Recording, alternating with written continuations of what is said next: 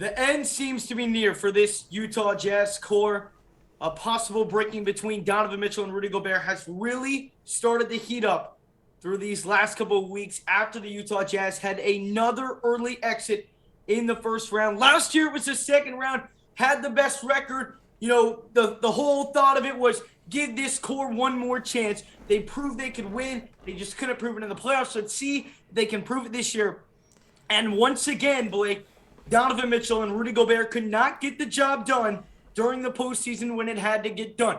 And as soon as the series ended last Thursday versus the Dallas Mavericks and the Utah Jazz, the rumblings between the Donovan Mitchell and Gobert really started to heat up again. It's been a talk ever since the incident back in 2020 with Gobert and the coronavirus and how that affected Donovan Mitchell, carried on throughout the 2021 season after the end of the playoffs, carried on through the regular season this year during the struggles, and then especially now that the season has come to an end, the Jazz once again first round exits, and a huge talk about a rebuild coming and a total rebrand coming to this Utah Jazz team. Last Thursday, Game 6 might have been the final time that we saw Donovan Mitchell and Rudy Gobert on the court together on the same team. Now the question is, if the Jazz decide to go into a rebuild mode, which player do the Utah Jazz choose? Donovan Mitchell or Rudy Gobert? It's a tough decision Utah has to make. But before you answer that question, give me your thoughts about this situation. It's unprecedented, at least in our lifetimes, that we've had this situation. But for a lot of people, I mean, this is kind of normal. For some NBA teams, you had C.J. McCollum and Damian Lillard. Who would they go with? Obviously, the answer there was going to be Damian Lillard. But for this team, these guys play more of an equal role in the success for the Utah Jazz. I think it honestly comes down to, for the Jazz, who in the long term do you want to be the face of your franchise? And do you want to just not have a face of your franchise? Not having either one of these guys is still an option. And I think that that's one thing to look at. But if we're looking at choosing one of these two guys, Danny Ainge is immediately just going to think, who can I get the best package for? Who can I get the most draft picks for? Whatever that I can build around and do all of that kind of stuff. That's something that he's done a nice job of. You see the Celtics team now that Ainge built killing it in the playoffs, and you just wonder what he might come up with for the Utah Jazz. So I want to get your answer first, and then I'll give mine as to this question. Okay. So obviously, you mentioned it when you were talking about possibly letting go of them both. And that is definitely something that we're going to discuss coming up in the next couple of weeks throughout the videos that we come up with. But if we have to decide between one, I think the right answer to this is getting rid of Donovan Mitchell. You mentioned it earlier. Both of these guys, it's not like one is clearly makes a bigger impact on the team, like a huge difference. They're very equal in what they give to the Utah Jazz, but in my opinion, Rudy Gobert gives more.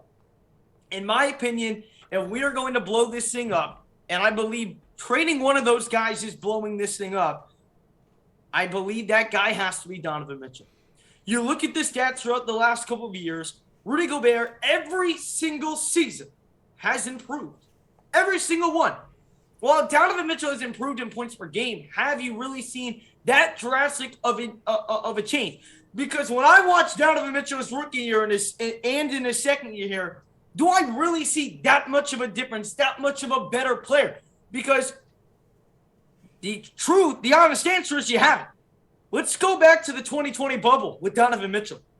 I mean, dude went on a rampage. I mean, I don't know if you ever see another player perform to the level that Donovan Mitchell and Jamal Murray did that series. What did Donovan average? Like 36 games? It was something ridiculous. It doesn't matter what it was.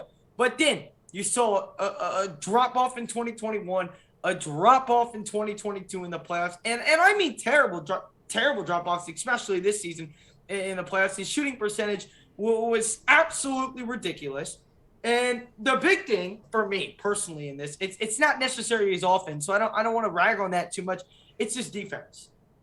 It truly is Donovan's defense. Donovan Mitchell was brought into this league to be a defensive player who could work on his offense. Yeah. Well, right now, he's an offensive player that needs major work on his defense because multiple times through that Dallas series, Jalen Brunson drives right by him. It didn't matter who. By the way, Jalen Brunson, now that he's being guarded by actual good defenders on the perimeter, he's shooting 25% in that second round series versus Phoenix. So we knew this would happen, and that's why we know. But again, Donovan Mitchell was a problem with that because Donovan Mitchell will let those perimeter guy, or the guys on the perimeter, the ball handlers, the guards, they'll drive right by him, whether it's him or O'Neal, they'll drive right by him, and then Gobert is forced with the decision. Gobert is proven to be an elite player, and if you surround Gobert with the right pieces around the perimeter, you surround him with guys, like the quality of Marcus Smart, Jeremy Grant, Harrison, but, guys who can defend the perimeter at a good basis, like Mikal Bridges, right? A good perimeter defender. You surround him with those types of guys. Obviously not those guys, but I'm just meaning good perimeter defenders. Then that three-point problem issue, it's not going to be an issue no more. No. Because you're going to be able to stop it. However, I believe that if you go and you trade Gobert and you're leaving around Donovan, one, you're not going to be able to get as good draft capital because of Gobert's contract, because it's absolutely insane. So not only are you going to not be able to get the assets back that you would be able to get back for Donovan Mitchell, you're also going to have a tough time trying to find a defender that is at that level. Yeah, is anywhere near that level. Not only that, money wise, how are you going to improve your perimeter defense? So you've got to guarantee me that Donovan has to be better on defense. You can't promise me that. I love Donovan Mitchell. I'm not saying that I want to get him traded. Obviously, this is pick between the two. But if I've got to pick between the two, I've got to go trade Donovan Mitchell to the Knicks, get RJ Barrett, get Obi Toppin, get a first rounder, maybe, get a first rounder. And that is a great start to a rebuild. And then other trades with Conley, O'Neal, and maybe Bogdanovich can be made along the way. Between those two, Gobert has to stay. So I honestly agree with you that Gobert should be the one that they build around, but I'm going to play the devil's advocate here. So I am going to say, just for the purpose of having seeing both sides of this, I'm going to look at what they would do with Donovan Mitchell. If you look at a lot of other teams in this league, you have the scoring guard and you have a scoring big man, whether that be Joel Embiid and James Harden, or even look at most teams like DeAndre Ayton, any of those guys. Again, these are big men who are versatile. They're still really good on defense, but they can score. Jamal Murray and Jokic, and they usually succeed. Jokic hasn't had Jamal Murray this season. That's why the Nuggets have struggled. Again, when you have a point guard like Donovan Mitchell, first of all, he must be surrounded by fantastic perimeter defenders, and then he can flourish. He is not surrounded by fantastic perimeter defenders. Royce O'Neal played like garbage the latter half of this season, I would say, and there was a lot of struggles with perimeter defense. Now, we saw in the playoffs more than ever that that's not his strong suit. Obviously, guarding the outside was something that Donovan just consistently struggled in during the playoffs, and I think it wasn't limited to the playoffs, but it really just kind of started to show when guys like Maxi Kleber were somehow wide open because the guy missed his assignment. That guy was kind of constantly Donovan Mitchell. Not saying that it's his fault that we lost this series, but he had to perform better. He didn't perform better. Let's say that Donovan Mitchell stays, though. The Jazz decide. Danny Ainge decides, and I kind of agree with him on this. I want to differ from what you said. I think that the Jazz could get a heck of a lot more right now for Rudy Gobert than they could for Donovan Mitchell. Look, his contract is huge, but nobody wants to foster Donovan Mitchell right now when he just shot like 16% in the playoffs and just was absolutely terrible. He single-handedly took his value from way up here. Let's say the Jazz could have traded him before the playoffs and gotten RJ Barrett, Obi Toppin, and a handful of picks from the Knicks. That's not going to happen now. It's not. Okay? And it's absolutely obvious because in the playoffs, he did not perform to where the Who- Jazz needed him to. Wait, Blake, who does the media blame for all the issues between these two? Gobert. Gobert. Every time. No. That's in the back of the mind of every single NBA executive. Whenever you hear a report, even when there's an NBA leak, yeah, executive leak, report, whatever, yeah. who are they blaming it on? It's always Gobert. It's always Gobert. And look, they outlook the issues of Donovan. They outlook them. They outlook him. You're absolutely going to be able to get more from Donovan. But carry on with what you're saying. But I just find no reason to believe that with Gobert's contract, Gobert is going to we're going to get more value out of Gobert. Look, here I know that's easy to believe just because of what the leaks say, but at the same time, the guys who are putting these out, Brian Windhorst, something that these guys have to do. I think that they're decent writers. I don't blame them for doing this, but they have to generate clicks. That's how they keep their job. The easiest person to point the blame at here is Gobert, obviously, because Donovan is a perfect person. Like, he's a good dude.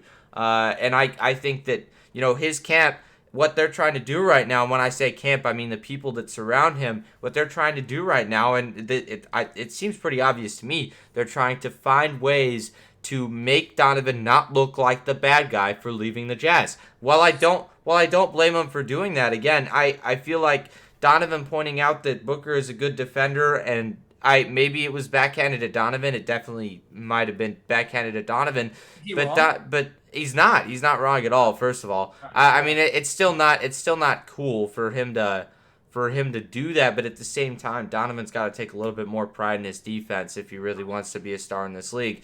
Donovan showed up at the 76ers game last night, and I saw a tweet that really kind of resonated with me. It's like Donovan wants to act like a superstar but not actually become one. To be a superstar in this league, you have to be able to perform in the playoffs. You have to be able to be good on both defense and offense. Steph Curry, for example, he is insane at offense. Obviously, he's like a 99 overall at offense. He is at least a decent perimeter defender. You're not going to be able to first of all, he's fast. He is very fast. Donovan is also fast, but he doesn't seem to use that. He has slowed down since his rookie year. Yes, he has. He is not the same player with the athleticism and the energy that he was in his rookie season. Now, let me ask you this. Who are we getting back in this Gobert trade? If we trade Gobert, like you said, are you wanting to find a way to trade and find pieces to contend? Or are you then blowing it up and starting a rebuild around Donovan? And if so, what does that look like? So here is what I know. First of all, there are some very good teams in the West. And when I say very good teams, I am talking about Golden State. I am talking about the Mavericks. And I am talking about... let's just take those two. All right? What is very common about those two teams? Get your head in the space. What is a common denominator between those two teams? Just think about it. We saw it. Dwight Powell, what is he not? A scorer? No, not a scorer. Dwight Powell is a scorer. That's the only thing he really does. Yeah, he's not a good defensive big man. That's what I'm getting after. All right? Look, these teams are both without an anchor on defense. And as far as I have heard, they are willing to pay very handsomely for a guy like Rudy Gobert. Because, look, when you pair the guards that those teams have with Rudy Gobert, they win a championship. Donovan is not that kind of guard. If we look at, and this also goes to your point, this is why I'm saying we could get more for Gobert. If you put, Donovan is absolutely replaceable. You could find probably 10 guards who could have the same or more success in Utah, correct? Sure. Yeah. Rudy Gobert is not freaking replaceable. That is a guy, he's probably once in a generation because he is so talented on defense. His contract is huge, but those teams don't give a dang what his contract is. If they win a championship, you pair Luka Doncic and Gobert, you replace Dwight Powell with Gobert on this Mavs team, they win a championship 10 times out of 10. Absolutely. Yes. I mean, they might contend, they might be better, No, But they you're win. gonna have to give up. They You're win. gonna have to give up a lot of pieces to even match that contract. All I know is if my personal take is to trade Donovan. I feel like the pieces that we could get better to the point where we could still contend now. Obviously, if you want to go full rebuild, I say obviously you trade them both. But if you are looking to build around one specific player, I say you build around Gobert, trade Donovan Mitchell, get RJ Barrett, Obi Toppin, a first round draft pick, and boy oh boy, now with those perimeter defenders, a really solid point guard, get away, wash Mike Conley. We'll be exploring trade ideas for him later on in videos. I say you get those guys, and I believe the Jazz are still playoff contenders Yeah, in the Western and Conference, look, I and could might I be could get better. behind that too. And might be better. Yeah. You saw what RJ Barrett and Obi Toppin did. That's what I'm gonna say. I'm gonna leave it there. Rudy Gobert is the answer. If you, I would agree. I would agree. While you could maybe get more for Gobert, I think that you got to get rid of Donovan. That is. there we go. That is. There No. it is. Hey, I was just playing the devil's advocate. I wasn't saying that I want to have Donovan on this team anymore.